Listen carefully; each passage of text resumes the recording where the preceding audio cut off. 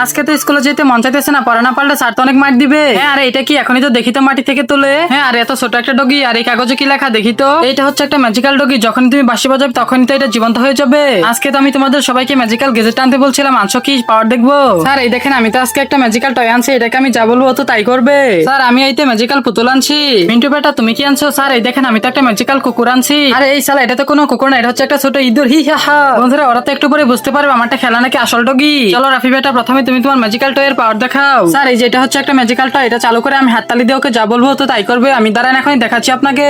এই মিন্টুর উপরে তুমি তোমার পাওয়ার খাটিয়ে দাও। ঠিক আছে মালিক, এখনই পাওয়ার খাটিয়েছি। ওই ইয়া আরে ইয়ার এ কি আমার গায়ে তো চুলকাইতেছে কেন?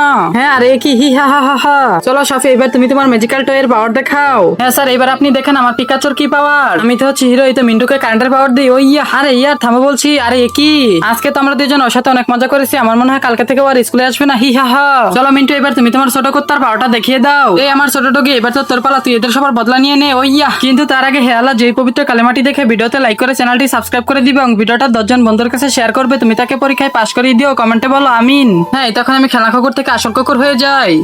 হ্যাঁ এটা কি? আরে রাফি আমাকে এই কুকুরের হাত থেকে বাঁচা, যদি আমাদের কামড় দিই তাহলে তো 14টা ইঞ্জেকশন দেওয়া লাগবে। আরে সাফি আমাকে কে বাঁচাবে সেটা বল আগে।